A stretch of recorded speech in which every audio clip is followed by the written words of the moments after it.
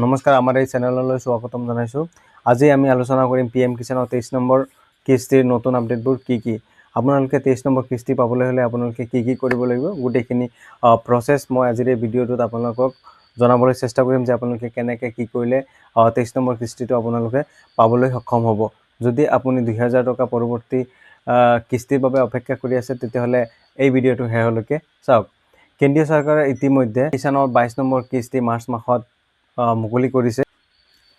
এতিয়া সমগ্ৰ দেশৰ কৃষকসকলে 23 নম্বৰ কিস্তিৰ বাবে অপেক্ষা কৰি আছে। সম্ভাৱনা অনুসৰি 23 নম্বৰ কিস্তিটো জুলাই মাহত মুকলি হ'ব পাৰে, যদিও এতিয়ালৈকে চৰকাৰীভাৱে কোনো ধৰণৰ নিৰ্দিষ্ট ডেট মুকলি হোৱা নাই। এতিয়া আপোনালোকে PM কিষাণৰ 23 নম্বৰ কিস্তিটো পাবলৈ হ'লে আপোনালোকে কি কৰিব লাগিব। প্ৰথমতে আপোনালোকে EKYC কৰিব লাগিব। EKYC আপোনালোকে আপোনাৰ ওচৰত যিবিলাক CSC চেণ্টাৰ আছে বা ইণ্টাৰনেট কেফে আছে, তাত গৈ আপোনাৰ EKYC কমপ্লিট কৰি ল'ব। তাৰপিছত আপোনাৰ বেংকত NPCI লিংক কৰিব, অৰ্থাৎ DBT লিংক কৰিব লাগিব। তাৰপিছত আপোনাৰ লেণ্ড ভেৰিফিকেশ্যন কৰিব লাগিব। আপোনাৰ যিটো মাটি আপুনি দি পেলাই এপ্লাই কৰিছিলে, সেই মাটিটো আপোনাৰ নিজৰ নামত আছেনে নাই, বা আপোনাৰ নামত কেতিয়া আহিছে, বা আপুনি যেতিয়া প্ৰথমে ৰেজিষ্ট্ৰেশ্যন কৰিছিলে তেতিয়া কিন্তু বহুত মিষ্টেক হৈ আছিলে, সেইখিনি আপোনালোকে শুধৰাব লাগিব।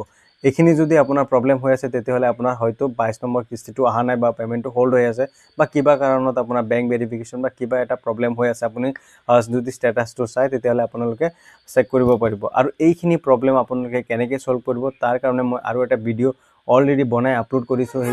আৰু তাৰপিছত আপোনাৰ পঞ্জীয়নটো বাধ্যতামূলক পঞ্জীয়নটো কৰিব লাগিব। ফাৰ্মাৰ ৰেজিষ্ট্ৰি আপোনাৰ কৰিব লাগিব।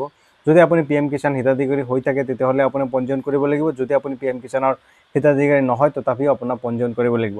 আৰু যদি আপুনি নতুনকৈ PM কিষাণৰ এপ্লাই কৰিব বিচাৰে, তেতিয়াহ'লেও কিন্তু আপোনাৰ পঞ্জীয়নটো অতি বাধ্যতামূলক, আপোনাৰ পঞ্জীয়ন কৰা থাকিব লাগিব। আৰু এনেকুৱা আপোনাৰ চৰকাৰী যদি কিবা PM কিষাণ ৰিলেটেড বা আপোনাৰ কোনো ধৰণৰ যদি স্কিম আহে, তেতিয়াহ'লে আপোনাৰ কিন্তু পঞ্জীয়ন থকাটো বাধ্যতামূলক। তেতিয়াহে আপুনি সেই স্কিমৰ লাভটো ল'ব পাৰিব। আৰু আপোনাৰ EKYC কমপ্লিট থাকিব লাগিব। আপোনাৰ বেংকৰ লগত DBT লিংক থাকিব লাগিব। আপোনাৰ লেণ্ড ৰেজিষ্ট্ৰেশ্যন কৰা থাকিব লাগিব, অৰ্থাৎ পঞ্জীয়ন কৰা থাকিব লাগিব। আপোনাৰ যিটো লেণ্ড আছে, সেই লেণ্ডৰ মাটিৰ যিটো আপোনাৰ বিৱৰণ আছে, সেইখিনি আপোনাৰ শুদ্ধ থাকিব লাগিব, আপোনাৰ নিজৰ নামত থাকিব লাগিব।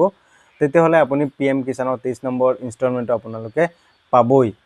ভিডিঅ'টো ভাল লাগিলে লাইক, শ্বেয়াৰ আৰু ছাবস্ক্ৰাইব কৰিবলৈ নাপাহৰিব। এনেকুৱা ধৰণৰ চৰকাৰী আঁচনি আৰু চৰকাৰী চাকৰিৰ আপডেট পাবলৈ আমাৰ এই চেনেলৰ লগত জড়িত থাকক। যদি আপোনালোকে ফেচবুক পেজৰ পৰা চাই আছে, তেতিয়াহ'লে পেজটো ফ'ল' কৰিবলৈ নাপাহৰিব।